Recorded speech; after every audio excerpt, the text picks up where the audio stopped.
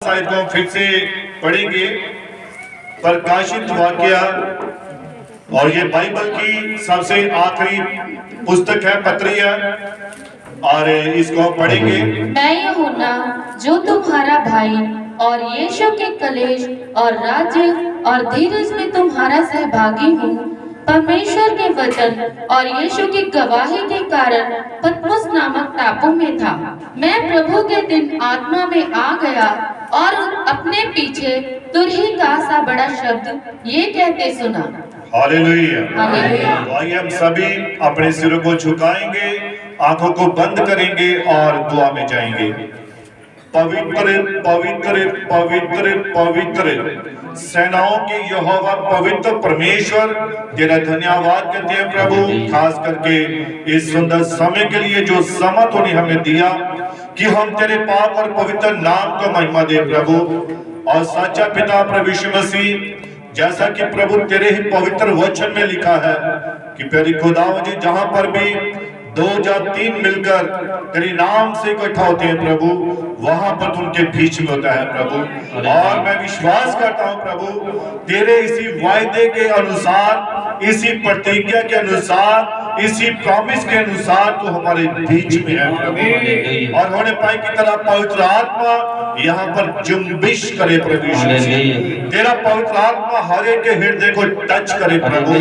जब तेरे वचन का प्रचार किया जाए, जब तेरे वचन को बोला जाए, बोलने वाला प्रभु कोई साधारण मनुष्य नहीं, प्रभु तेरा पवित्र आत्मा हो। और प्रभु यीशु मसीह, जब तेरा वचन है तो हर एक हृदय गर्म हो जाए प्रभु, हर एक हृदय पवित्र आत्मा की बेदारी से भर जाए प्रभु। और प्यारे खुदावंद जी, कोई भी चुप ना रहे प्रभु, बल्कि तेरा आत्मा हर एक को हिलाता रहे प्रभु, हर एक को झिंझोड़ता रहे प्रभु, और तेरे नाम को महिमा मिलती रहे। मेरे पिता, तू दया कर, कृपा कर, मदद कर, सहायता कर प्रभु। बोलने वाला और सुनने वाला एक ही मसा हो, एक ही आत्मा हो प्रभु। नाम की तरह वचन हृदयों में जाए प्रभु, मनों में जाए प्रभु, और 100 गुना फल लेकर आए पिता। तो दया कृपा कर, मदद कर, सहायता कर। प्रार्थना सुन कबूल कर। प्रार्थना प्रभु यीशु मसीह के पवित्र, सामर्थी, जलाली, अद्भुत नाम से मांगते हैं। आमीन, आमीन। God bless you. आप सभी बैठ सकते हैं।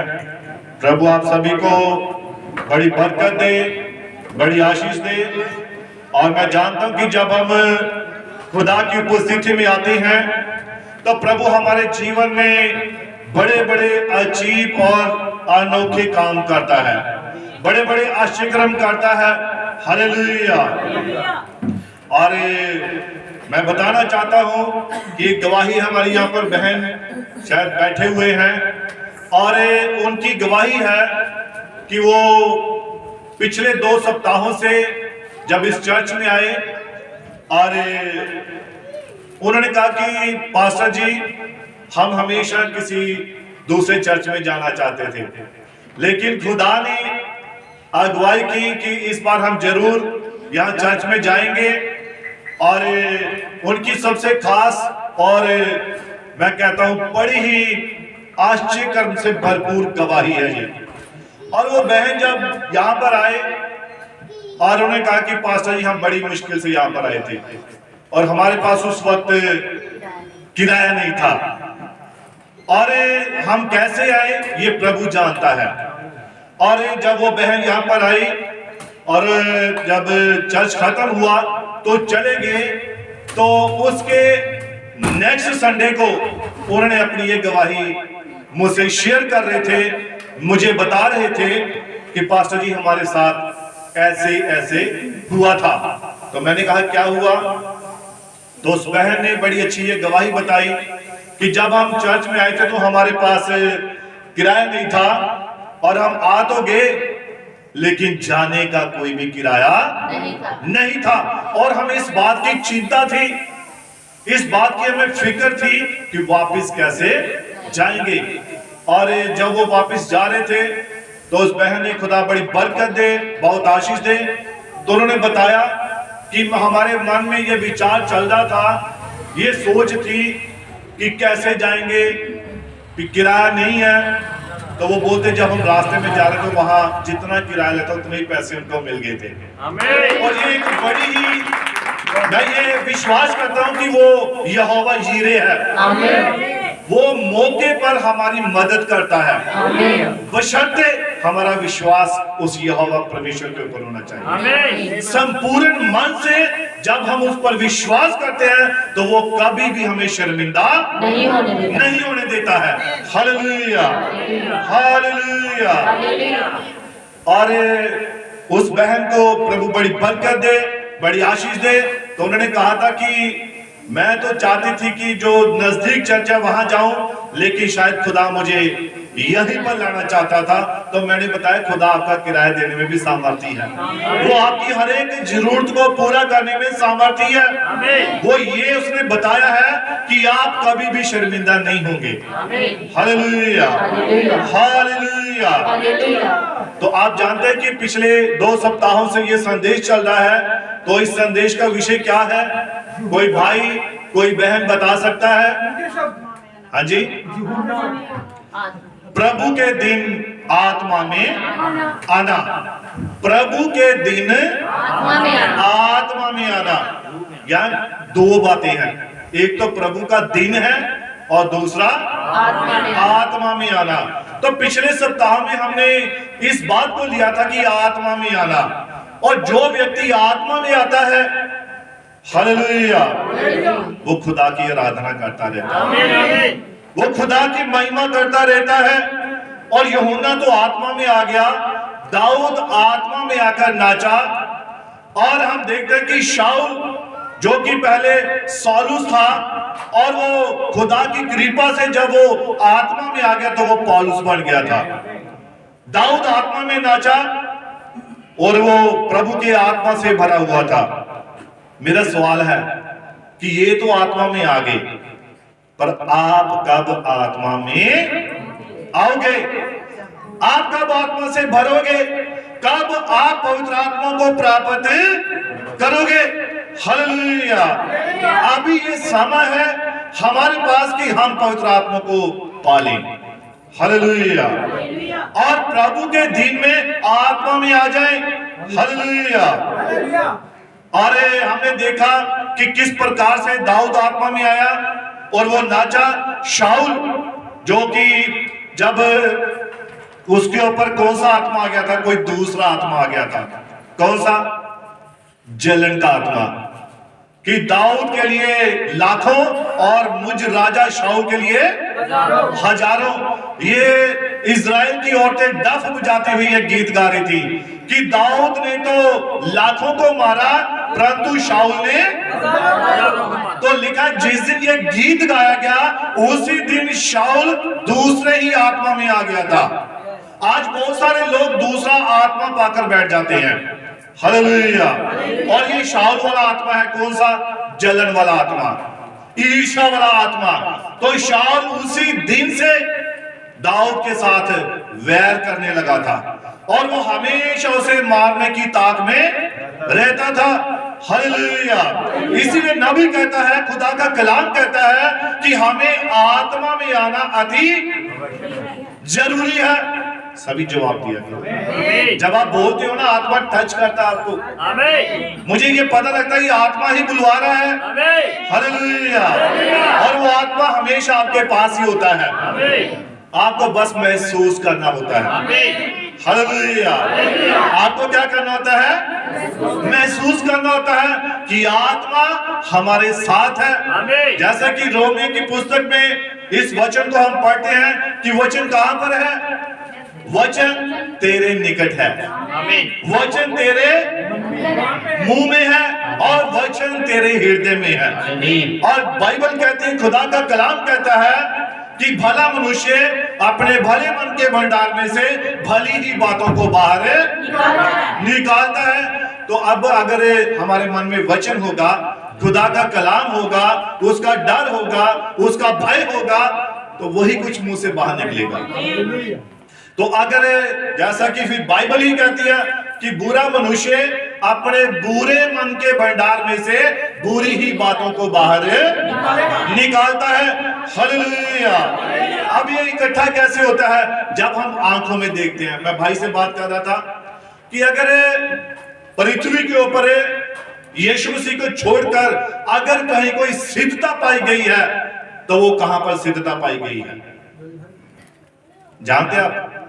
दुल्हन अभी सिद्ध नहीं हुई है, सिद्ध होने जा रही है। चुनी हुई है लेकिन सिद्ध होने, लेकिन अभी अगर हम देखें तो कहां पर सबसे ज्यादा सिद्धता पाई जाती है? वो आपका शरीर है, आपकी बॉडी है। हालेलुया। अब आप सोचेंगे ये कैसा सवाल है भाई, कैसा जवाब है? सिद्धता देखिए, मैं बताता हूं। आंख जब देखती है, आंख ने क्या देखा? बड़ा अच्छा बढ़िया चीज है तो वो कभी भी धोखा नहीं देगी नाक को, मुंह को। अरे नहीं नहीं, ये अच्छी चीज नहीं है। आंख हमेशा उसे सही सही बताएगी कि ये देखने में चीज सुंदर है या कैसी है। कभी गलत बताती है आंख? क्या जब आप कोई गंदी चीज को देखते हैं, सड़ी हुई चीज को देखते हैं, तो आंख क्या आगे जो मुंह को बताती है या नाक को बताती है कि इसको जब वो देखती है कि ये गलत है, ये अच्छी नहीं है, कोई बात नहीं, नाक तो इसे थोड़ा सूंघ ले, इसकी खुशबू बड़ी अच्छी है, इस सड़े हुए फल की खुशबू, तो नाक ऐसा बताता है? वो हमेशा सही बताता है। अरे नहीं नहीं, इस फल में सड़ाहट की बदबू आ रही है, इसमें ये अच्छा नहीं है। नाक हमेशा हमें सही बताता है। वो मुंह को कभी नहीं कहेगा कि तू इसको खा ले, कोई बात नहीं, मैंने इसकी खुशबू लिया, बड़ी अच्छी चीज है, तू इस फल को खा सकता है। आंख नाक को धोखा नहीं दे सकती, नाक मुंह को धोखा नहीं दे सकता, हमारा हाथ हमारे हाथ को धोखा नहीं दे सकता। इसीलिए बाइबल कहती है अगर कहीं सिद्धता है तो वो आपकी बॉडी में है। Hallelujah, hallelujah. इसीलिए बाइबल में लिखा है कुरिन्थियों की पुस्तक में कि हम एक दूसरे के क्या है? अंग है। अंग है। तो अगर एक अंग को कभी दुख होता है, कोई परेशानी होती है, तो सारा शरीर क्या होता है? परेशान हो जाता है, उसे दुख होता है। इसी प्रकार से मसीह ने कहा कि कलीसिया कौन है? कलीसिया मसीह की देह है, कलीसिया ही मसीह की बॉडी है। हालेलुया। और अगर किसी एक अंग को दुख होता है तो सारा शरीर दुखी हो जाता है। इसीलिए बाइबल कहती है, खुदा का कलाम कहता है कि जो अंग है वो इसीलिए एक दूसरे की बराबरी चिंता करते हैं। अब पैर में कांटा चुभ जाता है तो सबसे उसकी मदद करने के पहले कौन जाता है? हाथ जाता है, सिर नहीं ना जाता उस वक्त, क्योंकि हाथ परफेक्ट है इस काम के लिए। सिर उस कांटे को नहीं निकाल सकता है, सिर का अपना स्थान है, सिर का अपना स्थान है, आंख का अपना काम है, नाक का अपना काम है, मुंह का अपना काम है, कानों का अपना काम है। हालेलुया। और खुदा ने इन्हें हमारी बॉडी में पूरी सिद्धता के साथ रखा हुआ है। ये कभी भी एक दूसरे को धोखा नहीं दे सकते हैं, कभी भी झूठ नहीं बोल सकते हैं। नाक गंदी खुशबू सूंघ ले और बताए बड़ी अच्छी है, ऐसे होता है? कभी कभी नहीं होता है। तो इसीलिए जब यह सिद्धता में है तो मसीह की बॉडी को, मसीह के शरीर को, मसीह की कलीसिया को भी पूरी सिद्धता में होना चाहिए। हालेलुया। तो ये सिद्धता आती कैसे है? हम सिद्ध कैसे हो सकते हैं? नबी कहता है पवित्र आत्मा के द्वारा।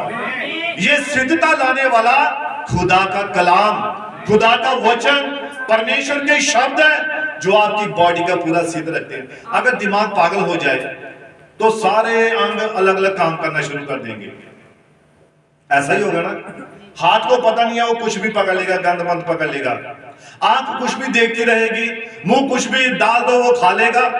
लेकिन जब दिमाग सही है, उसके पास पवित्र आत्मा है, तो हर चीज का हमें पता लगेगा कौन सी चीज खाने वाली है, कौन सी खाने वाली नहीं है। लेकिन ये सब कौन सिखाता है? ये पवित्र आत्मा है। वरना कुछ लोगों को तो पता नहीं खाना क्या है, वो जो मिलता है सब खाए जाते हैं, लेकिन पवित्र आत्मा हमें सिखाता है कि सच्चा कलाम, सच्चा वचन यही आपके प्राणों के लिए बेहतर है। Hallelujah, hallelujah. इसीलिए नबी कहता है, और यहाँ पर संत यूहन्ना आत्मा में आ गया, और ये दो दिन है, आत्मा में आना और प्रभु का दिन, ये 2 दिन है। Hallelujah, hallelujah. पिछले समयों में नबी आत्मा में आते थे और आत्मा आता था फिर चला जाता था, लेकिन जब एक चिन्ह एक संत को दिया गया, और वो संत कौन था, उसका नाम क्या है? संत यूहन्ना, नबी, भविष्यद्वक्ता। उसे एक पक्का और परफेक्ट चिन्ह दिया गया था, और वो चिन्ह क्या था कि जिसके ऊपर तू पवित्र आत्मा को कबूतर की न्यायी उतरता और ठहरता देखे, वही मसीह है।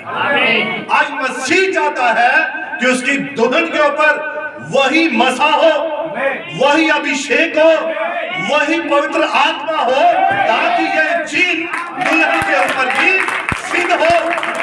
हालेलुया। और इस चिन्ह को पाने के लिए हमें अति पवित्र स्थान में आने की जरूरत है। अति पवित्र स्थान क्या है? खुदा का वचन, खुदा का कलाम। इसके सिवा दूसरी कोई भी चीज नहीं है। हालेलुया।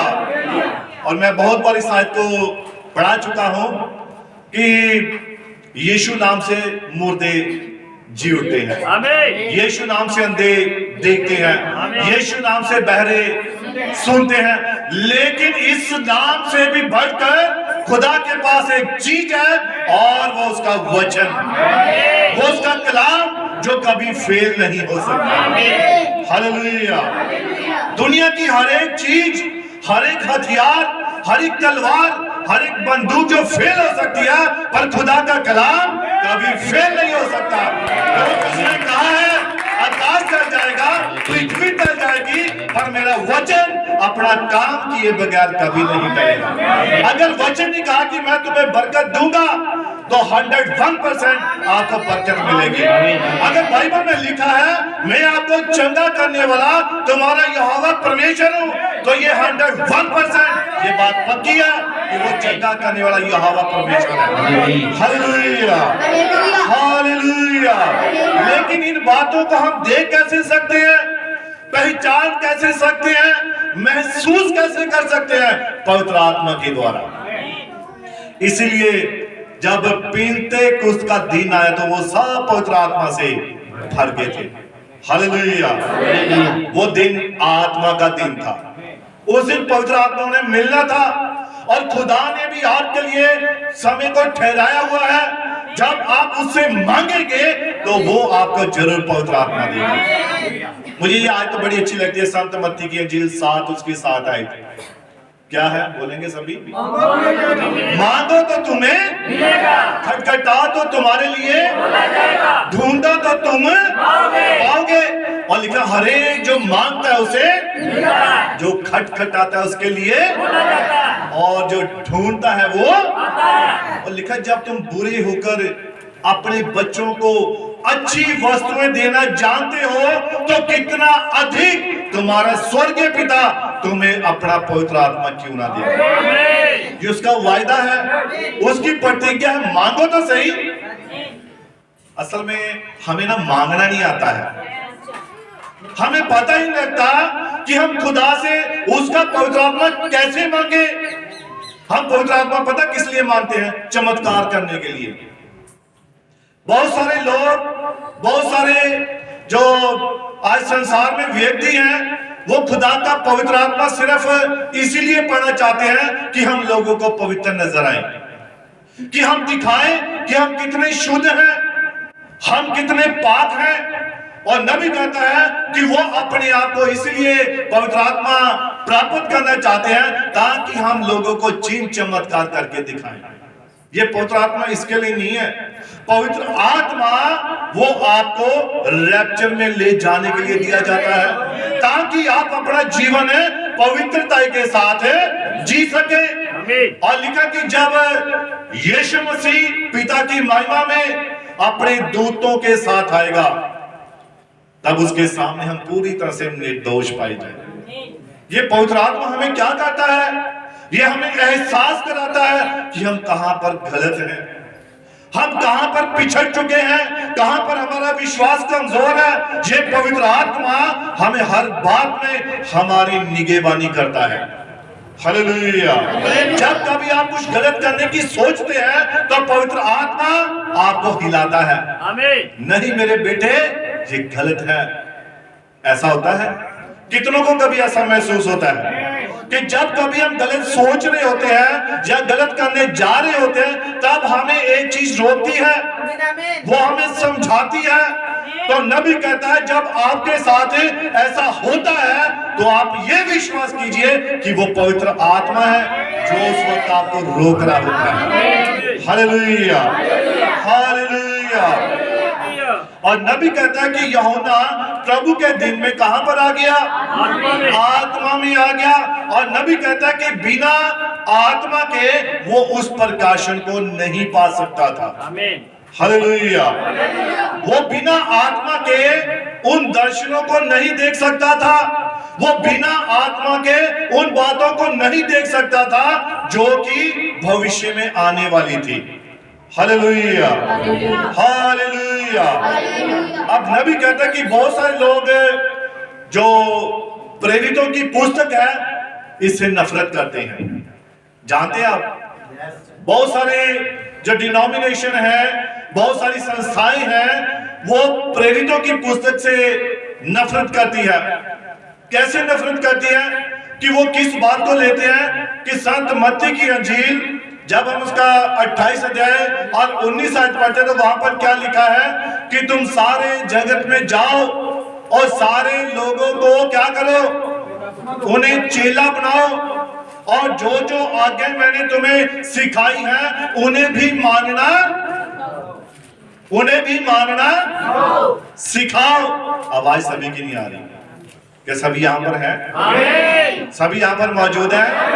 तो अगर मौजूद है तो जरूर आपके मुंह से शब्द निकलने चाहिए। Hallelujah, hallelujah. नहीं तो थोड़ी सी एक्सरसाइज करवा देते हैं, है ना? उछाल लेते हैं 2 मिनट, ऊपर नीचे उछलते हैं 2 मिनट, सीधे हिल जाएंगे। हालेलुया। सुबह का खाना खाया वो थोड़ा डाउन हो जाएगा, अगले खाने के लिए हम तैयार रहेंगे। Hallelujah, hallelujah. तो वहां पर लिखा है कि तुम सारे जगत में जाओ और सारे लोगों को क्या करो? जो आज्ञा मैंने तुम्हें मानना सिखाई है उन्हें भी मानना सिखाओ, और उन्हें क्या करो? पिता, पुत्र और पवित्र आत्मा के नाम से बपतिस्मा दो। अब ये आज्ञा यीशु ने किनको दी? चेलों को दी, रसूलों को दी, प्रेरितों को दी। और जब हम देखते हैं कि बाइबल में संत मत्ती की अंजील, संत मार्कुस की अंजील, संत लूका की अंजील और संत यूहन्ना की अंजील, यहाँ पर कहीं भी चेलों ने प्रभु यीशु मसीह के नाम में यहाँ पर लिखा बपतिस्मा नजर नहीं आया। पर कहां पर नजर आया? ये प्रेरितों की पुस्तक में, वहां पर ये बात नजर आती है। तो जब कहा जाता है कि चेलों ने प्रभु यीशु मसीह के नाम में क्या दिया? अब आज्ञा क्या मिली थी? कि इन्हें पिता, पुत्र और पवित्र आत्मा के नाम से बपतिस्मा दो। लेकिन चेले यहाँ पर किस नाम से बपतिस्मा दे रहे हैं? यीशु मसीह के नाम में दे रहे हैं। तो अब चेले कब दे रहे हैं बपतिस्मा? जब पेंटेकोस्त का दिन। अब उस दिन क्या हुआ था? पवित्र आत्मा उतरा और वो सब पवित्र आत्मा से भर गए थे। अब पवित्र आत्मा ही यहाँ पर 2:38 में कह रहा है, उनसे चेलों से लोग पूछ रहे हैं, हे भाइयों, हम अपने अपने पापों की क्षमा के लिए क्या करें? आमीन। तो पतरस ने क्या जवाब दिया? प्रभु यीशु मसीह के नाम में बपतिस्मा लो तो तुम पवित्र आत्मा का दान पाओगे। Hallelujah, hallelujah. अब बहुत सारे लोग नबी कहता है बिना पवित्र आत्मा के पाए वो रसूलों की किताब को समझ नहीं सकते हैं। पवित्र आत्मा के बगैर वो रसूलों की शिक्षा को ग्रहण नहीं कर सकते हैं। और वो कहते हैं अरे नहीं, ये तो चेले थे, उन्होंने अपनी मर्जी की, उन्होंने अपनी इच्छा से प्रभु यीशु मसीह के नाम में बपतिस्मा दिए। यीशु मसीह तो संत मत्ती के इंजील में पिता पुत्र पवित्र आत्मा के नाम से हुक्म दिया है। हम तो यीशु की आज्ञा को मानेंगे। किसकी आज्ञा मानेंगे? यीशु मसीह की आज्ञा मानेंगे। तो चेले क्या फिर वो उलट हो गए? फिर पवित्र आत्मा पीनते कुछ के दिन उतरा तो क्या पवित्र आत्मा उन्हें गलत सिखा रहा था या उन्हें पवित्र आत्मा गलत गाइड कर रहा था? तो फिर चेलों ने प्रभु यीशु मसीह के नाम में बपतिस्मा दिया। और जब हम प्रभु यीशु मसीह के नाम में बपतिस्मा लेते हैं तब हम पवित्र आत्मा का दान पाते हैं। हालेलुया। ये एक कमिटमेंट है, ये एक प्रतिज्ञा है। आपको पवित्र आत्मा तभी मिलेगा जब आप रसूलों की शिक्षा को ग्रहण करते हैं, इस पर विश्वास करते हैं। इसलिए आज नबी कहता है कि बहुत सारे लोग बिना प्रकाशन के, बिना आत्मा के वो कह देते हैं कि रसूलों की आज्ञा को हम नहीं मानेंगे। तो बाइबल तो कहती है हम किसकी नींव पर बने हुए हैं? रसूलों की। हम रसूलों और नबियों की नींव के ऊपर खड़े हुए हैं। हालेलुया। पहला रद्दा किसका है? पहला रद्दा मसीह है ना। पहली नींव मसीह, उसके ऊपर रसूल, नबी, तीसरा हम हैं। परमेश्वर तीन में अपने काम सिद्ध करता है। Hallelujah, hallelujah, hallelujah. इसलिए नबी कहता है कि आज बहुत सारे लोग पवित्र आत्मा के प्रकाशन के बगैर इन बातों को समझ नहीं पाते हैं। हालेलुया। लेकिन उसने अपनी दुल्हन के ऊपर, अपने लोगों के ऊपर अपना पवित्र आत्मा उंडेला। इसीलिए उंडेला कि वो उन बातों को पहचान सके, जान सके, ग्रहण कर सके। हालेलुया। और नबी कहता है कि बिना आत्मा के वचन आप नहीं समझ सकते हैं। जितना मर्जी आपको प्रचार सुनाया जाए, आपको बैठाकर खाना खिलाकर, कुछ भी खिलाकर आपको वचन सुनाया जाए, जब तक आपके पास प्रकाशन नहीं आएगा आप उन बातों को नहीं समझ पाएंगे। हालेलुया। और नबी कहता है इब्रानिया 11:6 में लिखा है विश्वास बिना परमेश्वर को प्रसन्न करना अनहोना है। और इन बातों को अगर विश्वास करते हैं तो इसका मतलब खुदा को ही प्रसन्न कर रही है। Hallelujah, hallelujah.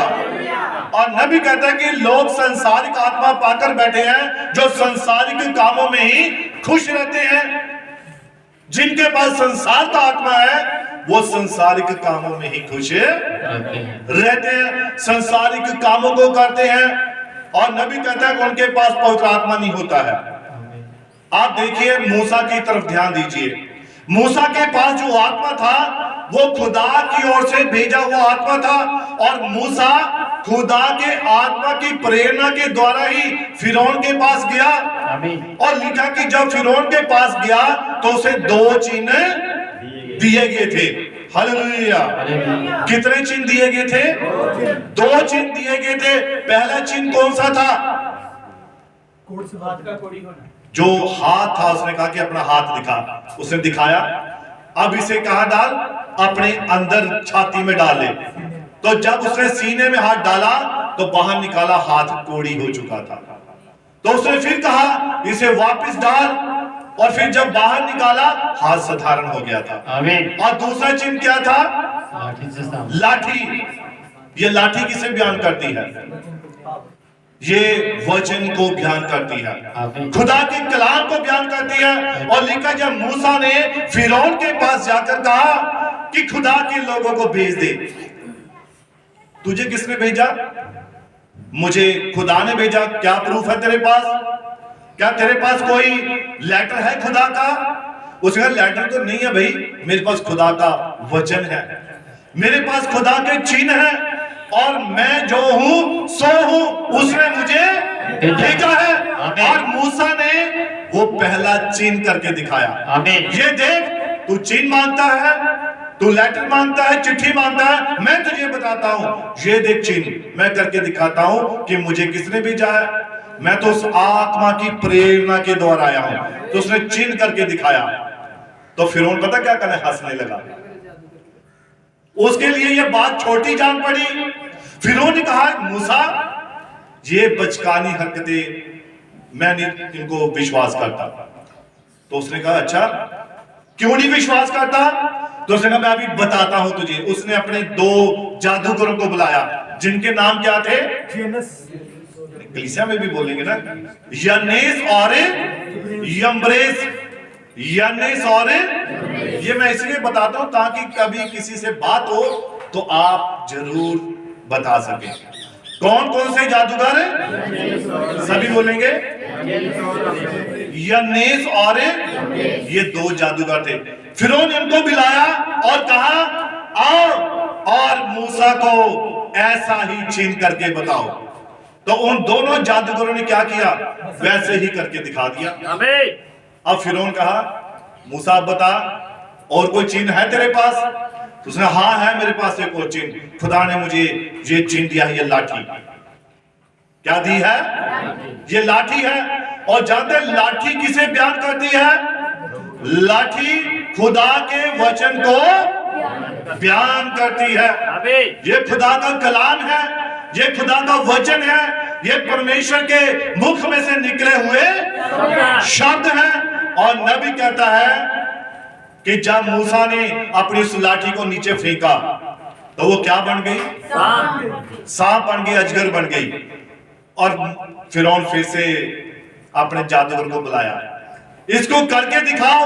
और उन्होंने भी अपनी अपनी लाठियां नीचे फेंकी और वो भी सांप बन गई। लेकिन मूसा का जो सांप था वो उनके सांपों को खा गया था। हालेलुया। अब मूसा ने, जब खुदा से बात हो रही थी ना, तो मूसा को जब खुदा ने कहा कि तू इस लाठी को ले, प्रभु ये लाठी क्या करेगी? ये एक साधारण लाठी है, इसमें तो कोई ताकत नहीं है, ये तो एक सूखी हुई सिर्फ लाठी है। तो खुदा ने कहा इसे नीचे फेंक। तब मूसा ने उस लाठी को नीचे फेंका तो वो क्या बन गई? सांप बन गई। और खुदा ने कहा इसे फिर से पकड़ ले। और जब उसने पकड़ लिया तो वो फिर से लाठी बन गई। खुदा ने उसे क्या बताया? नबी कहता है ये वचन है। जब आप वचन को छोड़ देते हैं, त्याग देते हैं, भूल जाते हैं, इग्नोर कर देते हैं, तो ये आपके लिए सांप बन जाता है। हालेलुया। जब आप इस वचन से दूर हो जाते हैं, इसे भूल जाते हैं, ये आपके लिए मुसीबत बन जाएगा। लेकिन जब आप वापस इसे ग्रहण करते हैं, ये आपके लिए फिर से जीवन बन जाएगा। हालेलुया। इसीलिए वचन को पकड़े रखना होता है, वचन को अपने हृदय में रखना होता है, ताकि ये हमारे लिए कहीं नुकसान ना बन जाए। आप जानते हैं कि वो जो एक सामरी व्यक्ति था और उसने यरूशलेम किसे बयान करता है? खुदा के घर को। यरूशलेम खुदा के घर को बयान करता है। और जो बैतलहम है खुदा की रोटी को बयान करता है। हालेलुया।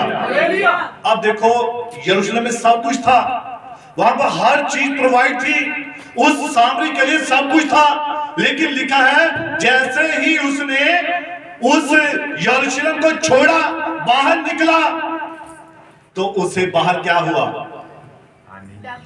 डाकू आ गए। है ना? वचन से बाहर हुआ, कलाम से बाहर हुआ, दायरे से बाहर हुआ, तो बाहर डाकुओं ने से पकड़ लिया। हालेलुया। नबी कहता है इसी प्रकार से एक विश्वासी के जीवन में होता है। जब कभी आप वचन से बाहर होते हैं, जिस दिन आप चर्च से छुट्टी कर लेते हैं, तो उस दिन आप दायरे से बाहर होते हैं। जानते हैं आप, ये 6 दिन जो है, ये 6 दिन के लिए आपको ये भोजन आज मिल रहा है। अगले जो 6 दिन है, अगले 6 दिन के लिए ये आपको भोजन मिल रहा है। और ये भोजन ही आपको 7वें दिन तक क्या करता है? संभाल के रखता है, जीवित रखता है, बचा कर रखता है, हर मुश्किल से, हर परेशानी से, हर चिंता से, हर बोझ से, जब आप इस वचन को अपने हृदय में लेकर जाते हैं। और ये वचन जब आपके साथ आपके घर में जाता है तो नबी कहता है तब आपके परिवार में भी बेदारी आती है। तब आपके परिवार में क्या होता है? खुदा का आत्मा काम करना शुरू कर देता है। हालेलुया। इसीलिए लगातार संगति में बने रहना होता है। हालेलुया। और 7वां दिन खुदा के विश्राम का दिन है। आप जानते हैं कि खुदा ने धरती को कितने समय में बनाया, कितने साल उसे लग गए? नबी कहता है 6000 साल लग गए थे। कितने? 6000। इस पृथ्वी को, आकाश को, सृष्टि को बनाने में 6000 साल का समय लगा। और 6वें दिन किसकी रचना की गई? मनुष्य की। मैंने पहले भी कई बार बताया है, ये मनुष्य है ना, खुदा ने इसे सबसे लास्ट में बनाया। पता क्यों बनाया? कि ये खुदा के कामों में अड़ंगा ना डाले। खुदा ने इसे बनाया था अपनी महिमा के लिए, अपनी आराधना करने के लिए। लेकिन 6वें दिन जब इसे बनाया सबसे लास्ट में, तो खुदा ने जब सूर्य, चांद, तारों को बनाया, पेड़ पौधों को बनाया, तो सबसे लास्ट में इसे बनाया। तो अगर पहले दिन इसे बना लेता, खड़ा था साथ में, आदम चलते हैं जरा कुछ बनाते हैं, तो आदम ने प्रभु ठहरो 2 मिनट आराम करते हैं। इसकी आदत ही ऐसी है, आज नहीं कल करेंगे, चलो कल का समय आएगा, फिर उससे अगले कल करेंगे। उसने अब तक लटका के रखना था खुदा को भी। उसने हर काम में, प्रभु तूने सूर्य बनाया, ये तो बड़ी गर्मी देता है, लोगों को गर्मी बड़ी लगी, इसकी थोड़ी ना वो कम कर दे तपिश, इसकी गर्मी कम कर दे। तो उसने खुदा के कामों में टांग अड़ानी थी, अपनी सलाह देनी थी। प्रभु तारे बहुत ज्यादा नहीं हो गए हैं, इनकी रोशनी थोड़ी ज्यादा होनी चाहिए, बहुत कम है, मध्यम है। चांद एक ही बनाया, कम से कम 4-5 तो होने चाहिए, थोड़ी ठंडक लगे लोगों को। पेड़ पौधे, प्रभु एक ही पेड़ को तो सारे फल क्यों नहीं लगा देता, अलग अलग क्यों लगा रहा है ना? उसके सवाल होने थे, उसने तो परेशान कर देना था खुदा को भी, जैसे आज करके रखा है। आज भी मनुष्य ने खुदा को परेशान करके रखा है। और वो कैसे खुदा को परेशान करता है? अपने कामों के द्वारा। वो दुखी करता है जब आप चर्च नहीं आते हैं, जब आप खुदा के वचन को सच्चे हृदय के साथ पूरा नहीं करते हैं, तो खुदा दुखी होता है। Hallelujah, hallelujah. इसीलिए खुदा ने 6 दिन में सृष्टि की थी। और 6 दिन कैसे? एक दिन कितने दिनों के बराबर है? 1000 साल के बराबर एक दिन है। तो खुदा ने यानी कि 6000 साल तक लगातार काम करता रहा, वो कभी थका नहीं था। जानते आप, खुदा कभी थका नहीं। 6000, हम 1 घंटा 10 मिनट काम करेंगे ना, मेरे ख्याल से अगर किसी भाई को करना, वहां थोड़ा खोंचा चलाओ चावल में, तो जब 10 बार चला दिया थक गया हूं, इतने से काम से चर्च में सेवा करनी थक गया हूं, ये काम करना थक गया हूं। हम जल्दी थक जाते हैं, हम जल्दी उदास हो जाते हैं, हम जल्दी ढीले पड़ जाते हैं। हालेलुया। लेकिन खुदा ने 6000 साल तक वो सृष्टि की रचना करता रहा था, वो इस दौरान थका नहीं। लेकिन खुदा ने जब 6000 साल में यानी कि 6 दिन में उसने सृष्टि को बना लिया, तो 7वें दिन उसने क्या किया? यहीं पर मैं आपको लाना चाहता था, यहीं पर लाना चाहता था। प्रभु के दिन आत्मा में यूहन्ना, आत्मा और प्रभु का दिन, ये प्रभु का दिन है। Hallelujah, hallelujah, hallelujah, hallelujah. अब नबी कहता है कि यूहन्ना प्रभु के दिन आत्मा में आ गया था। और सिर्फ नबी कहता है यही एक ऐसा लेख है जो लोगों के लिए मतभेद का कारण बन चुका है। अब हम दिन को समझेंगे। आत्मा को तो समझ लिया कि आत्मा में आना, आत्मा के बगैर हम खुदा के वचन को, प्रकाशन को नहीं पा सकते हैं। आत्मा के बगैर हम दुआ में नहीं बैठ सकते हैं। आत्मा के बगैर हम एक दूसरे से प्रेम नहीं कर सकते हैं। आत्मा के बगैर हम एक दूसरे को जान नहीं सकते हैं। और ये सिर्फ पवित्र आत्मा ही है जो इन बातों को हमारे जीवन में करता है। अब दिन की बात करेंगे। किसकी बात करेंगे? अब ये दिन कौन सा है? अब नबी कहता है कि यहीं पर लोगों में मतभेद है। कोई इतवार को प्रभु का दिन मानता है, कोई शनिवार को प्रभु का दिन मानता है। हालेलुया। और प्रभु ने तो जब 6000 साल में सृष्टि की रचना की तो 7वें दिन में उसने क्या किया? लिखा कि उसने अपने सारे काम से क्या किया? विश्राम किया, आराम किया। खुदा आराम के साथ बैठ गया। आमीन। लेकिन उसने काम भी तो बहुत किया। एक मनुष्य को बनाना सबसे बड़ा काम तो यही है ना? कितना खतरनाक बना दिया मनुष्य को। उसने तो बनाया बड़ा अच्छा, बड़ा सुंदर, उसने बड़ा अपने स्वरूप पर बनाया, लेकिन मनुष्य ने अपने आप को खतरनाक बना लिया। Hallelujah, hallelujah. और नबी कहता है अब हम दिन की बात करेंगे, डे की। कुछ लोग, अच्छे लोग प्रभु के दिन को विश्राम दिन करके मानते हैं। जैसा कि उनका विचार है कि शनिवार जो है ये प्रभु का दिन है। अब बहुत सारे लोग जिसे कहते हैं शनिचर मिशन वाले, है ना, जो सैटरडे डिनोमिनेशन, शनिवार को प्रभु का दिन, वो उस दिन बंदगी करते हैं शनिवार को, और वो कहते हैं ये प्रभु का दिन है। और बहुत सारे कहते हैं इतवार प्रभु का दिन है। कोई ऐसे कहता है, कोई ऐसे कहता है। तो नबी कहता है असल में प्रभु का दिन है कौन सा? क्योंकि बाइबल कहती है भजन संहिता में, आज वो दिन है जिसे खुदा ने बनाया है, हम इसमें आनंदित हो। तो सभी दिन तो खुदा ने बनाए, तो फिर उसका स्पेशल दिन कौन सा हुआ? सारे तो खुदा के दिन है। तो क्या शनिवार है? क्या इतवार है? हालेलुया। लिखा है संडे ये पहला दिन, सप्ताह का मंडे, सोमवार, मंगलवार, बुधवार, वीरवार, शुक्रवार, शनिवार। तो ये तो 7वां दिन आ गया, इसका वो 7वां दिन तो शनिवार हुआ।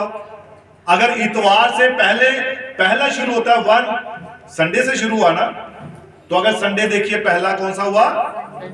ये आ गया संडे। ये कहती है ना संडे,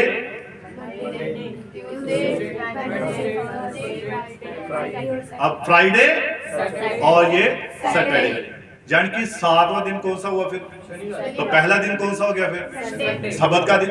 नहीं, सब्त का दिन तो फिर बन गया 7वां दिन किया ना विश्राम। खुदा ने कौन से दिन में किया? 7वें दिन में। तो फिर खुदा ने इन दिनों को, तो क्या शनिवार कैसे हो गया? 8वां फिर प्रभु यीशु मसीह है। 8वां फिर यीशु मसीह है। तो ये शनिवार का दिन कैसे हो गया या इतवार का दिन कैसे हो गया? तो बाइबल तो कहती है सारे दिन खुदा ने ही बनाए हैं। आमीन। तो उसने किसी एक दिन को महत्ता नहीं दी है। Hallelujah, hallelujah. और नबी कहता है कि कुछ भले लोग हैं जो इतवार को सप्ताह का पहला दिन मानते हैं, और यूहन्ना आत्मा के द्वारा इन दर्शनों को 2 साल तक देखता रहा, और प्रभु का दिन जो अभी आने वाला है उसमें उसको पहुंचा दिया गया था। हालेलुया। किसमें पहुंचा दिया गया था? प्रभु के दिन में उसे पहुंचा दिया गया था। हालेलुया। और प्रभु का दिन जो अभी आने वाला है और उसमें पहुंचा दिया था, वचन प्रभु के दिन के बारे में बताता है कि जो अभी आने वाला है, और यूहन्ना भविष्य की बातों को देख रहा था। हालेलुया। अब हम देखेंगे कि सब्त का जो विश्राम है ये क्या है। कितने जानना चाहते हैं इस बात को कि सब्त का जो विश्राम है वो है क्या? प्रभु के 2 दिन है। यूहन्ना कहता है मैं आत्मा में, प्रभु के दिन में आत्मा में आ गया। आत्मा में आ गया, लेकिन वो दिन कौन सा था, है ना? इस बात के बारे में हम जानेंगे। अब देखेंगे कि सब्त का विश्राम क्या है। और नबी कहता है विश्राम दिन ये नहीं कि किसी दिन को इकट्ठा होकर प्रार्थना सभाएं करना और उस दिन को मानना। बाइबल कहती है ये वो दिन नहीं है और बाइबल ऐसे दिन का इनकार करती है। हालेलुया। और सभी दिन तो खुदा ने बनाए हैं, आज का दिन यहोवा ने बनाया है। ऐसी कोई भी ऐसी बाइबल में आज्ञा नहीं है कि तुम इतवार को ही प्रभु का दिन करके मनाओ या आप शनिवार को ही प्रभु का दिन करके मनाओ। ऐसी कोई भी आज्ञा नहीं है। अब देखिए इसको हम पढ़ेंगे इब्रानियों की पुस्तक 4 अध्याय और उसकी 8 आयत। इब्रानियों की पुस्तक 4 अध्याय और उसकी 8। क्योंकि यदि यहोशू ने विश्राम में प्रवेश करा लेता, और अगर यहोशुआ उन लोगों को विश्राम में प्रवेश करा लेता तो उसके बाद दूसरे दिन की चर्चा ना होती। तो फिर उसके बाद दूसरे दिन की चर्चा ना होती। अब खुदा ने 7 ही दिन बनाए। अब अगर खुदा ने अपने 6 दिनों में काम किया, 7वें दिन आराम किया, तो खुदा ने फिर 8वां दिन अगर होता वो फिर खुदा ही है। तो उसके आगे तो कोई 9वां दिन नहीं बना, 10वां नहीं बना। Hallelujah, hallelujah. हाँ जी पढ़िए। अतः जान लो कि परमेश्वर के लोगों के लिए शब्द का विश्राम बाकी है। और नबी कहता है कि अब आप जान लीजिए कि खुदा के लोगों के लिए सबत का विश्राम अभी बाकी है। अभी हम विश्राम में, हम सोते शायद इतवार को आकर हमने विश्राम दिन में प्रवेश कर लिया। बहुत सारे लोगों का ये विश्वास बन चुका है, इतवार को हमने आराधना कर ली, हमने बंदगी कर ली, हमने दुआ कर ली, ये हम विश्राम दिन में प्रवेश कर गए। हालेलुया। अगर ऐसी बात होती तो बाइबल कहती है, खुदा का कलाम कहता है, तो यहोशुआ ने उन्हें क्या कर दिया, उस विश्राम दिन में प्रवेश करा दिया होता, फिर अगले दिन की चर्चा ना होती। अब यहोशुआ के साथ क्या वायदा था कि इन्हें कनान देश में लेकर जा। कनान देश में क्या था, विश्राम। वहां पर आपको कोई परेशानी नहीं होनी थी, वहां पर कोई चिंता नहीं होनी थी, वहां पर कोई आपको लड़ाई या युद्ध नहीं होना था। लेकिन बाइबल कहती है कि जैसे ही वो कनान में पहुंचे तो कनान को प्राप्त करने के लिए वहां पर तो बहुत बड़े बड़े युद्ध हुए, वहां तो लड़ाइयां लड़ी गई थी, वहां तो कत्लेआम हुआ था। हालेलुया। तो फिर वहां आराम कैसे? तो खुदा ने क्या कहा था, मैं तुम्हें उस देश में लेकर जाऊंगा जहां पर दूध और शहद की नदियां बहती हैं। तो किसने देखी दूध की नदी, शहद की नदी देखी? तो ये कहां पर है, ये नदी, ये दूध की या शहद की नदी कहां पर है ये? Hallelujah, hallelujah. तो अगर यहोशुआ ने उन्हें कनान देश में प्रवेश करवा दिया होता, वो तो रैप्चर में थे, फिर तो कोई चिंता ही नहीं थी कि ये तो खुदा का प्रतिज्ञा किया हुआ देश है, हम तो इसमें आ चुके हैं, अब हमें मेहनत करने की कोई जरूरत नहीं, अब हमें काम करने की कोई जरूरत नहीं है। Hallelujah, hallelujah. और नबी कहता है उसके लोगों के लिए विश्राम का दिन यानी अभी बाकी है, क्योंकि उसके आराम में अगर कोई गया है तो उसमें भी अपने सारे कामों से विश्राम। अगर कोई कहता मैं इतवार को चर्च हुआ हूं, अब बस खत्म, फिर तो एक ही संडे का चर्च लगता, उसके बाद सभी घर में आराम से बैठ जाते कि हमने तो अपने कामों से विश्राम कर लिया, भाई सब काम खत्म कर लिए। हालेलुया। नबी कहता है कि ध्यान देने योग्य बात है, खुदा ने अपने कामों से आराम पाया, 7वां दिन एक यादगिरी के तौर पर बना। हालेलुया। 7वां दिन इज़राइल के लिए, बनी इज़राइल के लिए एक यादगारी के लिए था।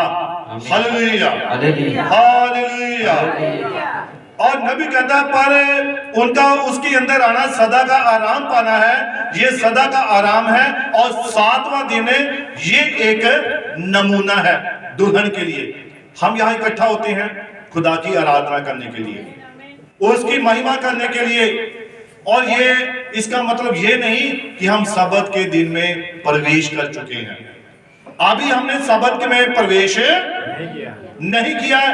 अभी हमारे लिए सबत का विश्राम बाकी है दुल्हन के लिए। Hallelujah hallelujah.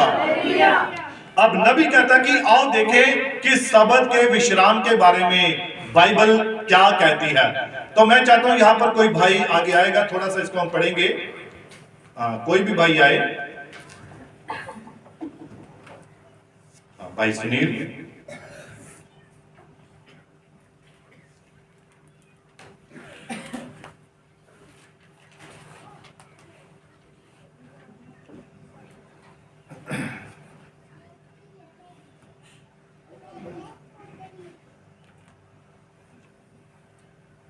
आइए हम देखते हैं कि बाइबल हमें सबत वाले विश्राम के विषय में क्या शिक्षा देती है। और आइए हम देखते हैं कि बाइबल हमें सबत के विश्राम के बारे में क्या कहती है, क्या बताती है। हाँ जी पढ़िए। क्योंकि जिसने उसके विश्राम में प्रवेश किया है, हाँ जी पढ़िए। वह प्रवेश करना मात्र प्रवेश करना ही नहीं है, हाँ जी, वरन यह तो विश्राम के अंदर बने रहना ही है। और ये क्या है कि उस विश्राम में बने रहना ही काफी है।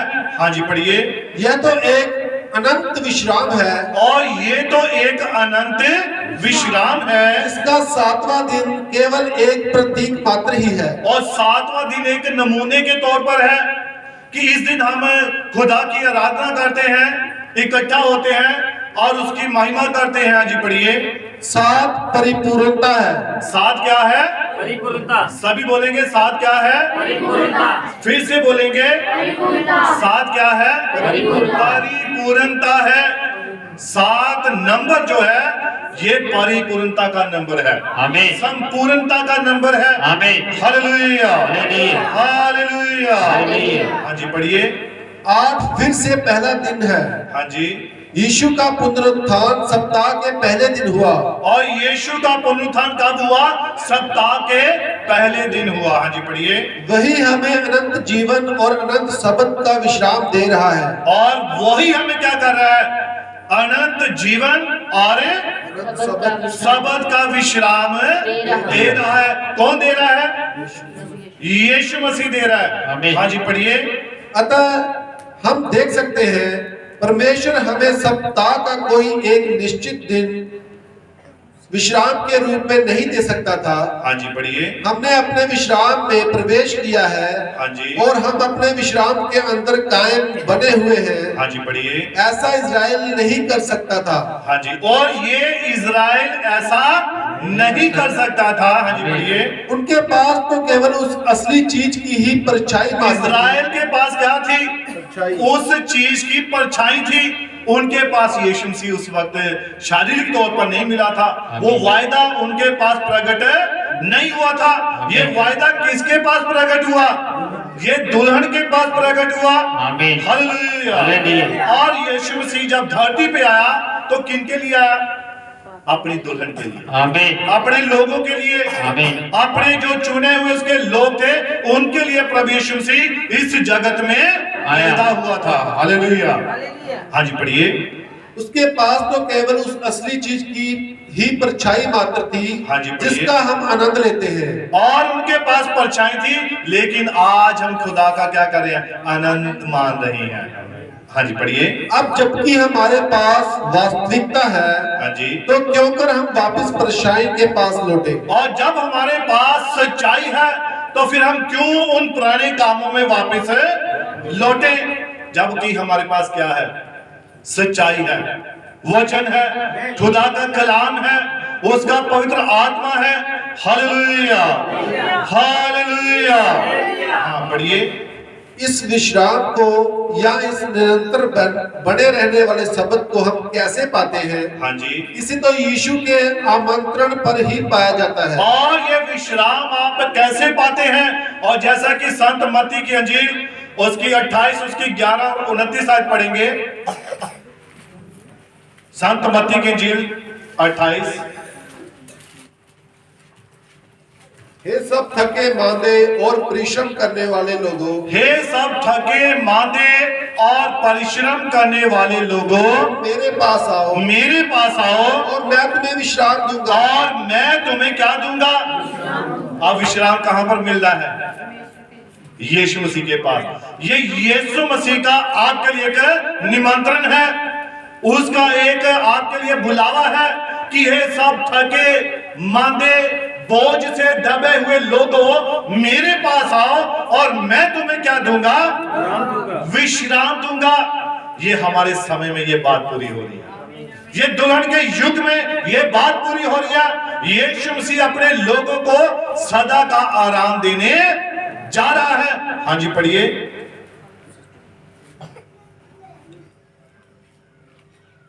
हाँ, आप पढ़ लीजिए। तुम मेरा जुआ अपने ऊपर उठा लो, तुम मेरा जुआ अपने ऊपर उठा लो और मुझसे सीखो, और मुझसे सीखो कि मैं मन में दीन हूं। और ये यीशु मसीह कह रहा है कि जब तुम कहता फिर तुम अपने प्राणों में क्या पाओगे? विश्राम पाओगे। Hallelujah, hallelujah. अब खास बात है कि विश्राम दिन का मानना एक दिन का आराम नहीं है, पर अनंत आराम है। उदाहरण के लिए जब हम देखते हैं शमूएल नबी के बारे में, तो यहां पर है पहला शमूएल 28 पढ़ेंगे। पहला शमूएल पुराना नियम में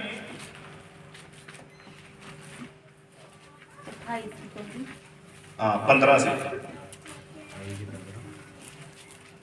पहला शमूएल 28 अध्याय उसकी 15। शमूएल ने शाऊल से पूछा, और शमूएल ने शाऊल से पूछा। अब जानते हैं, थोड़ा इस बात को समझना आपने। शाऊल राजा था, और जब शाऊल के ऊपर से खुदा का आत्मा उठ गया था, उसे छोड़कर चला गया था, तो फिर वो पता किसके पास गया था पूछने के लिए? वो इंदौर की जादूगरनी के पास गया था।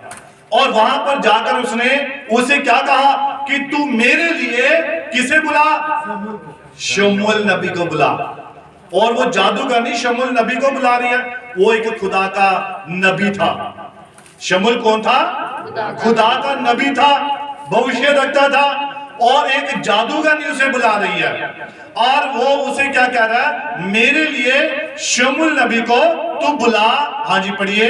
शमूएल ने शाऊल से पूछा, और शमूएल ने शाऊल से पूछा, तूने मुझे ऊपर बुलवा कर क्यों सताया है? और तूने मुझे, कई बाइबल में लिखा हुआ है कि तूने मेरे आराम में ये क्यों खलल डाला है। पंजाबी में शायद लिखा है कि तू मेरे आराम दे विच क्यों खलल पाया। मैं ते आराम च सी, पर वो आराम कहां पर था? खुदा की उपस्थिति में, खुदा की उपस्थिति में था। और उसने उसे ऊपर बुलाया, और शमूएल नबी ने शाऊल से कहा, तूने मुझे बुलाकर मेरे आराम में विघ्न क्यों डाला है? हालेलुया। यानी कि शमूएल कहां पर था? वो आराम में था, विश्राम में था, सबत में था। और ये सबत, ये विश्राम क्या है? ये पवित्र आत्मा को पाना ही सबत का विश्राम है। जब आप पवित्र आत्मा को पा लेते हैं, आप उस पवित्र आत्मा को ग्रहण कर लेते हैं, तब आप पवित्र आत्मा के विश्राम में होते हैं। और वो कहां पर था? वो आराम में था। और जब हम लाजर के बारे में देखते हैं नए नियम में, धनी और लाजर के बारे में, जब धनी मर गया तो उसे लेने के लिए जो दूत आए थे, और वो उसे लेकर पाताल लोक में चले गए, नरक में लेकर चले गए। लेकिन जो लाजर था, उसे लेकर वो कहां चले गए? स्वर्ग में, अब्राहम की गोद में। अब लाजर वहां पर अब्राहम की गोद में बैठा हुआ आराम कर रहा है। क्या कर रहा है? आराम कर रहा है। और वो अनंत आराम है, एक दिन का नहीं है, अनंत आराम। और जो धनी व्यक्ति था, वो नरक में पड़ा पड़ा तड़फ रहा है।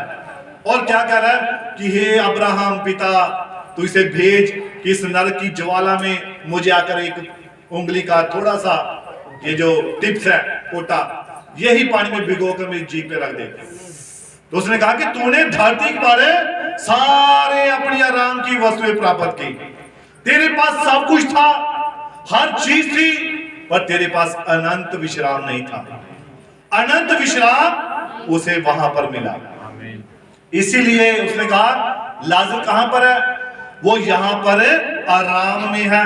हालेलुया।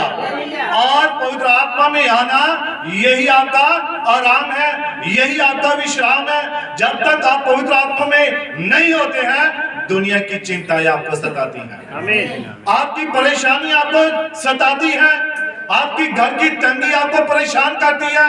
क्यों? तब तक आप विश्राम में नहीं है, आपके पास आत्मा नहीं है, आपको टेंशन रहती है, बच्चों की पढ़ाई की, काम काज की, हर एक चीज की आपको चिंता रहती है। हालेलुया। लेकिन जब आप इस शब्द के विश्राम को, नबी कहते हैं शब्द का विश्राम क्या है? ये पवित्र आत्मा है। जब आप इस पवित्र आत्मा को पा लेते हैं, इस दिन में आ जाते हैं, तब सारी चिंता खत्म, मूड में कोई फिक्र नहीं, आमीन। है ना। फिर आप क्या कहते हैं? बड़े आराम से, कोई गाल नहीं, आप पे प्रभु करेगा, आप पे प्रभु सब कुछ करेगा। फिर वो पवित्र आत्मा, वो विश्राम, क्योंकि आप उस स्थान में होते हैं, उस दिन में होते हैं, तब आपके अंदर वो आत्मा बात कर रहा होता है। फिर कोई टेंशन नहीं होती है, फिर कोई चिंता नहीं होती है, फिर किसी भी प्रकार की हमें कोई मुश्किल नहीं होती है, क्योंकि हमारी मुश्किलों को हल करने वाला वो विश्राम ही काफी है। Hallelujah, hallelujah. इसलिए नबी ने कहा है कि हमें अगर सच्चा असली विश्राम पाना है तो हमें कहां जाना है?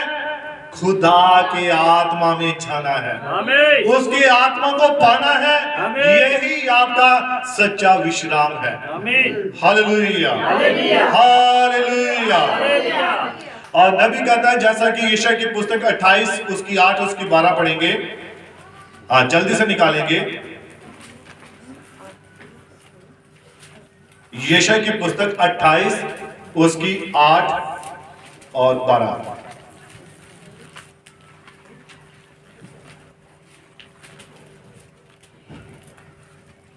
क्योंकि भोजन के सब आसन वमन और मल से भरे हैं, कोई शुद्ध स्थान नहीं बचा। अब कोई भी शुद्ध स्थान है नहीं बचा, क्योंकि भोजन के सारे जो आसन है किससे भरे हैं? वमन से, मल से, गंदगी से भरे हुए हैं। जी पढ़िए। वह किसको ज्ञान सिखाएगा और वह किसको ज्ञान सिखाएगा? और किसको अपने समाचार का अर्थ समझाएगा? और किसको अपने समाचार का अर्थ समझाएगा? क्या उनको जो दूध छुड़ाए हुए क्या उनको जो दूध चुराए हुए हैं और स्तन से अलगाए हुए हैं? और स्तन से अलगाए हुए हैं, क्योंकि आज्ञा पर आज्ञा, क्योंकि आज्ञा पर आज्ञा, आज्ञा पर आज्ञा, आज्ञा पर आज्ञा। ध्यान से सुनिए इस वचन को, इस कलाम को। ये कोई साधारण वचन नहीं है, ये खुदा के पवित्र वचन है, पवित्र शब्द है। ये आपके जीवन को बदल के रख सकते हैं, आमीन। ये आपकी परिस्थितियों को बदल के रख सकते हैं, आमीन। और इसमें ये सामर्थ है कि आपका सारा जीवन बदल के रख सकता है। हाँ जी पढ़िए। क्योंकि आज्ञा पर आज्ञा, क्योंकि आज्ञा पर आज्ञा, आज्ञा पर आज्ञा, आज्ञा पर आज्ञा, नियम पर नियम, नियम पर नियम, नियम पर नियम, नियम पर नियम, थोड़ा यहाँ, थोड़ा यहाँ, थोड़ा वहाँ। थोड़ा वहाँ। वह तो इन लोगों से परदेशी होठों और विदेशी भाषा वालों के द्वारा बातें करेगा। और वो किनसे बातें करेगा? विदेशी होठों से और अन्य भाषा बोलने वालों से क्या करेगा? बातें करेगा, बातें करेगा। हाँ जी पढ़िए। जिनसे उसने कहा हाँ जी। विश्राम इसी से मिलेगा, जिससे उसने कहा विश्राम किससे मिलेगा? इसी से मिलेगा, किसी से मिलेगा। किससे? वचन से, कलाम से। विश्राम कहां पर है? खुदा के वचन में है, खुदा के कलाम में है। पवित्र आत्मा को पाना यही आपके लिए विश्राम है। Hallelujah, hallelujah. इसीलिए खुदा का कलाम कहता है कि जब यूहन्ना किस में आ गया? प्रभु के दिन आत्मा में आ गया। और ये अब सवाल हो सकता है आपका कि फिर हम एतवार को क्यों इकट्ठा करते हैं, हम यहाँ संडे को क्यों बंदगी करते हैं अगर खुदा ने कोई दिन नहीं दिया? तो ये इसलिए कि आराधना करने का एक दिन है खुदा का। ये कोई भी दिन हो सकता है, ये सोमवार भी हो सकता है, मंगलवार हो सकता है, बुधवार हो सकता है, कोई भी दिन हो सकता है। लेकिन संडे को क्यों होते हैं? क्योंकि इस दिन सभी की लगभग छुट्टी होती है। आमीन। और बहुत सारे लोगों के मन में होता है कि इतवार एक ही छुट्टी है, संडे एक ही छुट्टी है। ये छुट्टी आपको आपकी मौज मस्ती के लिए नहीं मिलती है, ये आप ध्यान रखना इस बात को। ये छुट्टी आपकी नहीं है, इस पर आपका अधिकार नहीं है, इस पर सिर्फ खुदा का हक है। ये उसकी मर्जी है। अगर कोई भी, आप यशायाह 58 इसकी 13 पढ़िए, यशायाह की पुस्तक 58 उसकी 13। ठीक है भाई, गॉड ब्लेस यू, प्रभु आपको बड़ी बरकत दे, आशीष दे।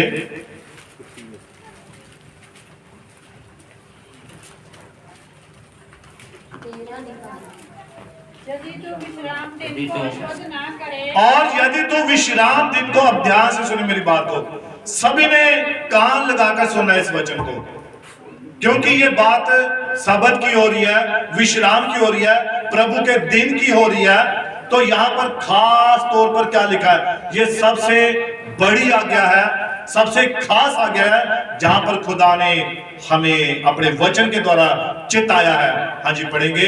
यदि तू विश्राम दिन को अशुद्ध ना करे, और यदि तू विश्राम दिन को अशुद्ध ना करे, अर्थात मेरे उस पवित्र दिन में अपनी इच्छा पूरी करने का जतन ना करे, अर्थात अब मेरे उस पवित्र दिन में, ये किसका दिन है? क्या वचन पढ़ा?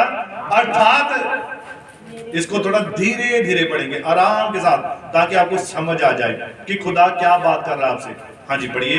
अर्थात मेरे उस पवित्र दिन में, किसके दिन में? मेरे उस पवित्र दिन में। ये बात कौन कह रहा है? प्रभु यीशु मसीह। ये यहोवा परमेश्वर कह रहा है। अर्थात मेरे उस पवित्र दिन में अपनी इच्छा पूरी करने का जतन ना करे, अपनी इच्छा, अब खुदा कह रहा है अपनी इच्छा पूरी करने का यत्न ना करे। हाँ जी, पढ़िए। और विश्राम के दिन को आनंद का दिन, हाँ जी, और यहोवा का पवित्र किया हुआ दिन समझकर माने। कौन सा दिन है ये? किसका दिन है? खुदा का दिन है, और उसे आनंद का दिन और पवित्र किया हुआ दिन मानकर समझे। हाँ जी, पढ़िए। यदि तू उसका सम्मान करे, और यदि तू इस दिन का, देखो खास बात, यदि तू उसका क्या करे? सम्मान करे, आदर करे, सम्मान करके उसके दिन अपने मार्ग पर ना चले, और खुदा की इज्जत करके, कि आज खुदा के घर का सबत का दिन है, और उसका क्या करे? आज को पढ़ेंगे दोबारा। यदि तू उसका सम्मान करके उस दिन अपने मार्ग पर ना चले, और तू उसका आदर करके अपने ही मार्ग पर ना चले, अपनी इच्छा पूरी ना करे, और अपनी इच्छा पूरी ना करे, और अपनी ही बातें ना बोले, और अपनी ही बातें ना बोले, तो तू यहोवा के कारण सुखी होवेगा। कब सुखी होगा? यहोवा के कारण सुखी है। कब सुखी होगा? जो लोग, जिस दिन हम उस दिन अपनी गल्ला नहीं बोलनी है, जिस दिन चर्च आना है, अपनी मर्जी नहीं करनी है, अपनी मन की इच्छा पूरी नहीं करनी है। ये यहोवा का दिन है, विश्राम का दिन है, और जब हम ऐसा करते हैं तो हम खुदा से ही दगा करते हैं, धोखा करते हैं। इसीलिए विश्राम दिन को क्या है? इस दिन आप पवित्र आत्मा के अंदर होते हैं। Hallelujah, hallelujah. 6 दिन का भोजन आपको तरोताजा रखता है। ये 6 दिन, अब अगले 6 दिन जो है ना, अगले संडे तक ये आपने इस भोजन को अपने अंदर लेकर जाना है, चबाते रहना है ना। जैसे नबी कहता है कि जैसे कोई, आप गाय को देखिए, है ना, वो जब चारा खा लेते हैं एकदम, है ना, और फिर आराम के साथ बैठ जाते हैं, फिर धीरे धीरे एक गोला आता अंदर से उसके मुंह में। बहन बैठी है, भाई बल्ली जानते हैं, उन्होंने गाय रखी है, और भी भाई होंगे, वो देखते होंगे, तो एक गोला आता है, और फिर वो क्या करता है, उसको धीरे धीरे वो चबाते हैं। जब चबाते हैं तो फिर क्या होता है? साइड से क्या निकलती है? झाग निकलती है। वो झाग कौन सी होती है? वो जहरीले पदार्थ होते हैं। अगर उसने कोई ऐसा गलत चीज खा ली है तो वो क्या करता है? वो जुगाली करने के द्वारा, मनन करने के द्वारा, वचन को पढ़ने के द्वारा, बाइबल को पढ़ने के द्वारा, सुनने के द्वारा, जीने के द्वारा हमारे अंदर से ये जहरीली झाग, यानी हमारे गलत काम निकलते हैं। आमीन। जब हम मनन करते हैं, आराम से बैठते हैं। आज वचन में क्या सुना? बाइबल में क्या लिखा है, संदेश क्या कहते हैं, तो हमारे अंदर से फिर वो सारी कमियां निकलती हैं। वचन आपके फिर जीवन को प्रकट करता है। बाइबल जानते हैं बाइबल क्या है? ये शीशा है। आमीन। ये बिल्कुल ट्रांसपेरेंट शीशा है और इसमें जरा सा भी धूल नहीं है, एक धूल का रत्ती भी कण नहीं है, बिल्कुल साफ साफ बताएगा। आमीन। ये कोई लिहाज नहीं करेगा, मेरा भी नहीं लिहाज करना है इसने अगर मेरे में कोई कमी होगी। बाइबल किसी का भी लिहाज नहीं करती है। वचन का भी किसी का लिहाज नहीं। उसने देखना, प्रभु ने लहू देखना है कि मेरे पुत्र का लहू लगा है। फिर चाहे आप जितने मर्जी आपने महंगे कपड़े पहने हुए हैं, आप जितना नहा धो कर आए हैं, चाहे आपने परफ्यूम लगाया, कुछ भी, खुदा ने सिर्फ लहू देखना है कि क्या मेरा लहू लगा है। आमीन। क्या आपके पास वो टोकन है? उसने उस टोकन को देखना है, मिलान करना है, हाँ ये है, ठीक है, चल भाई। फिर चाहे उसके ऊपर, चाहे वो व्यक्ति ने कपड़े फटे हुए क्यों ना पहने हो, चाहे उसका रंग रूप कैसा भी क्यों ना हो, चाहे वो कैसे भी क्यों ना उसके कपड़े खराब हो, खुदा ने किसको देखना है? टोकन को, लहू को देखना है। आ मेरी बेटी, आ मेरे बेटे, आ जा। वो उस चीज को देखेगा, चाहे फिर वो बढ़िया है, चाहे वो कैसा भी है। हालेलुया। इसीलिए खुदा के आत्मा को पाना है और प्रभु के दिन में आत्मा में आना है, और हर दिन प्रभु का है, यानी कि हर दिन आपको आत्मा में रहना है। चेले जो थे वो लगातार आत्मा में भरे रहते थे, लगातार आत्मा में भरे रहते थे। थक गए? जितने थके हैं हालेलुया बोलेंगे,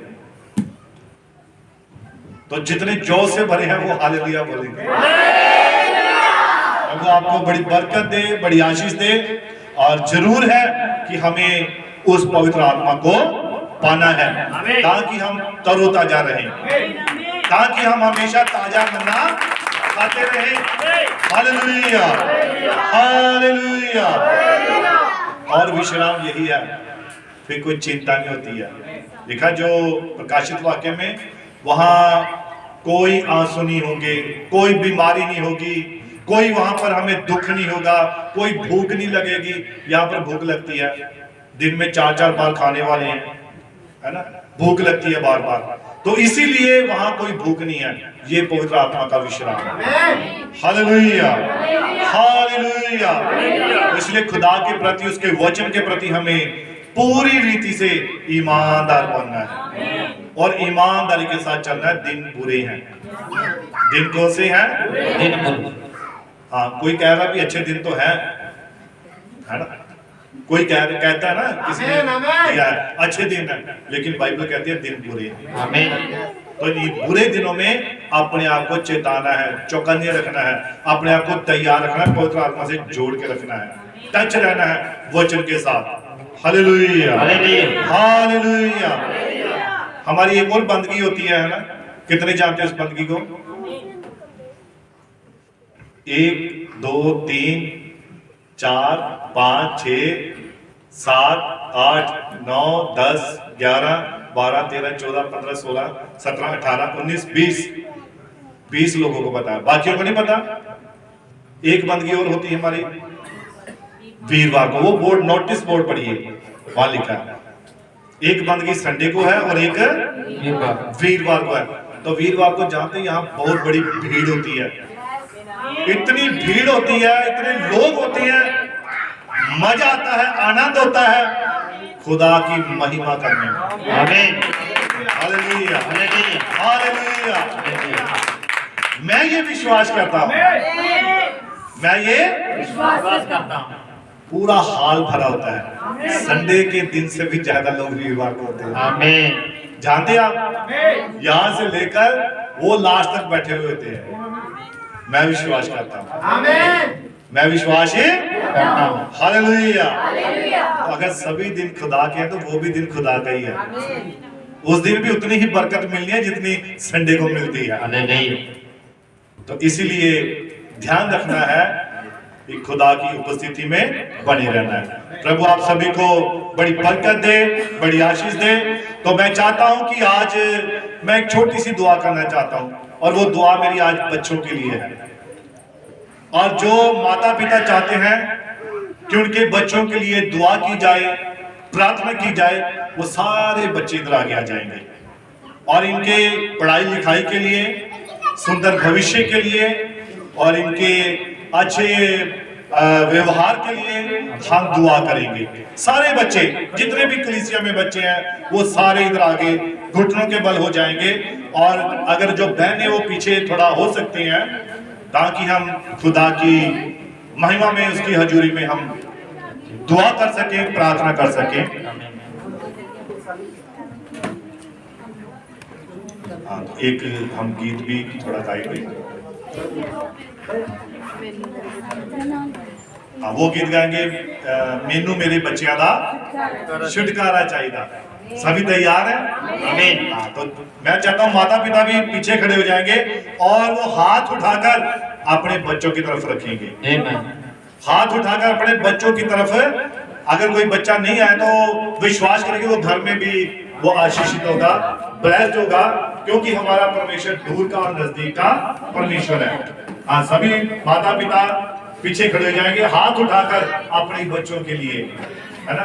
तो हम इस गीत के साथ पहले खुदा की महिमा करेंगे और उसके बाद हम दुआ में जाएंगे। सोना चांदी ना कोई महल मीनारा चाहिदा, सोना चांदी ना कोई महल मीनारा चाहिदा, हेलो मेरे जियादा छुटकारा चाहिदा, हेलो मेरे जियादा छुटकारा चाहिदा। मनहनी नोहनी यीशु तो बड़ा सकदा, अनहोनी नोहनी यीशु तो बड़ा सकदा, बदल वर्गे हृदय तू ही पिघला सकदा, बदल वर्गे हृदय तू ही पिघला सकदा, मेरे कृपा राही इशारा चाहिदा, तेरी कृपा राही इशारा चाहिदा, मैनू मेरे बच्चियां दा छुटकारा चाहिदा, मैनू मेरे बच्चियां दा छुटकारा चाहिदा।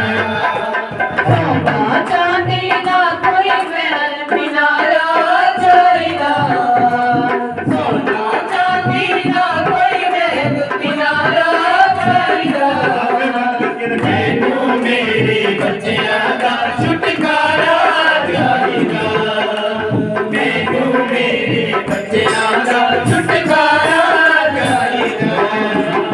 होवे ना बदनाम किसे ऐसा की बच्चियां दी, होवे ना बदनाम किसे ऐसा की बच्चियां दी, कहना छोड़े करागा ये सुरा की बच्चियां दी, कहना छोड़े करागा ये सुरा की बच्चियां दी, कहना नुरे राही बस कराया चाहिदा, कहना नुरे राही बस कराया चाहिदा, मैनू मेरे बच्चियां दा छुटकारा चाहिदा, मैनू मेरे बच्चियां दा छुटकारा चाहिदा।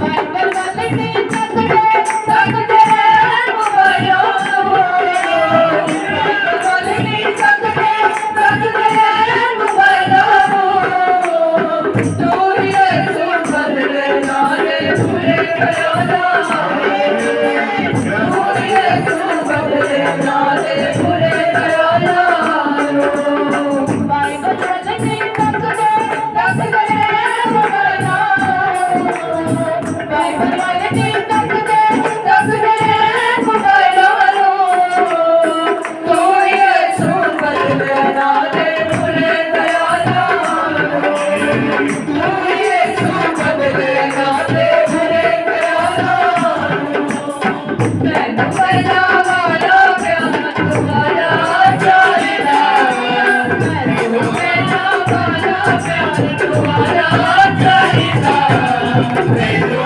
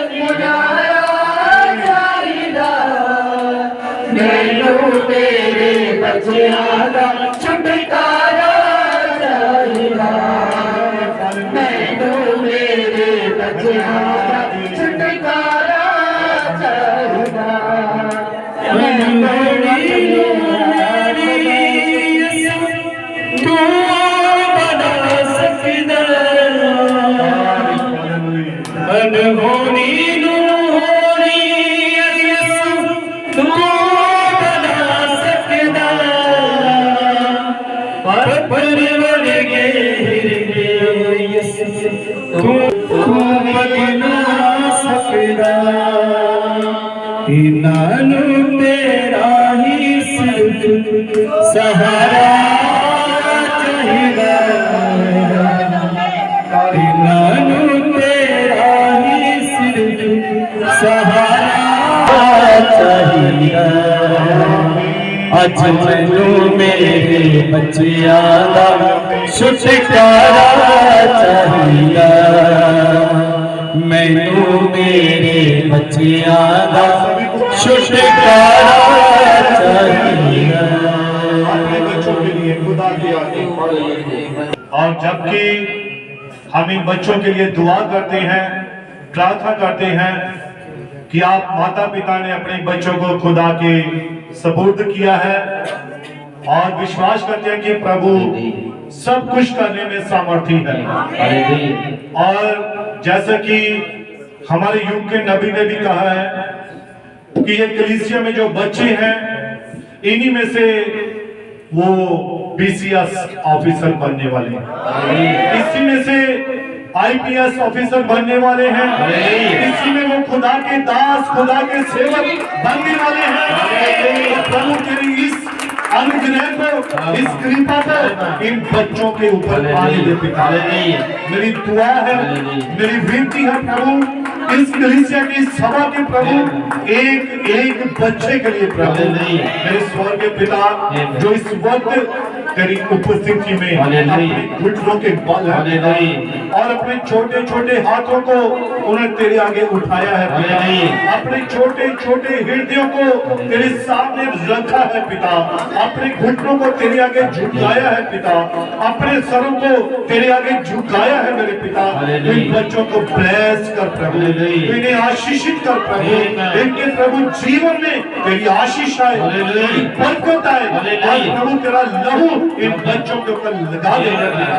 इन्हीं में वो बच्चे हैं जो बड़े बड़े ऑफिसर बनने वाले हैं। प्रभु यीशु मसीह तेरा दास होने के नाते, तेरा सेवक होने के नाते इन बच्चों के परमेश्वर जीवन में प्रभु परमेश्वर तेरा वचन, तेरा आत्मा काम करे प्रभु, इनकी सुरक्षा करे।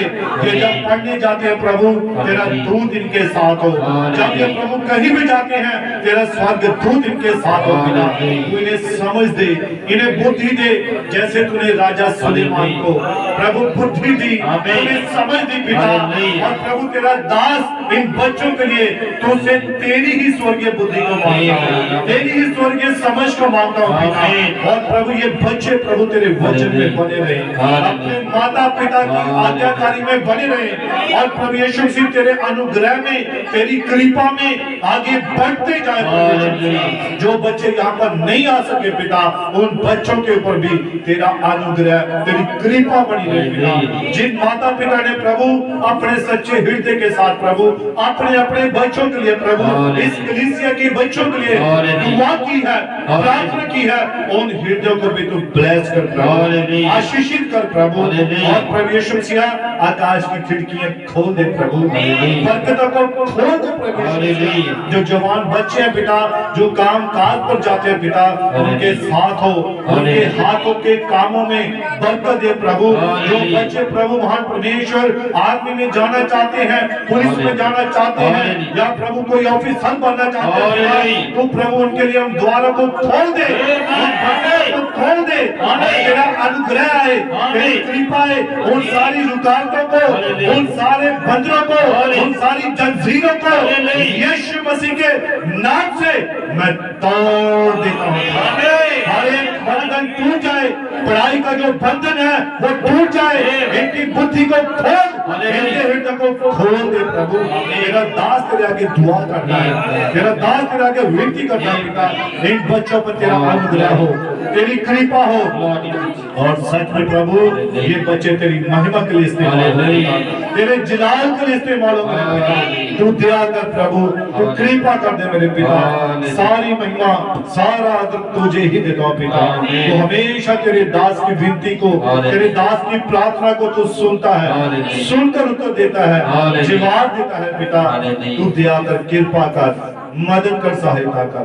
मेरी इस प्रार्थना को, मेरी इस विनती को तू सुन, कबूल कर। इस प्रार्थना को प्रभु यीशु मसीह के पवित्र पवित्र पवित्र अति पवित्र नाम से मैं मांगता हूँ। आमीन, आमीन, आमीन। God bless you. प्रभु आप सभी को बड़ी बरकत दे, बड़ी आशीष दे। आप सभी आशीषित लोग हैं और प्रभु ने आपको बरकतें दी हैं, आशीष दी है। आप सभी को मेरी ओर से जय मसीह। God bless you.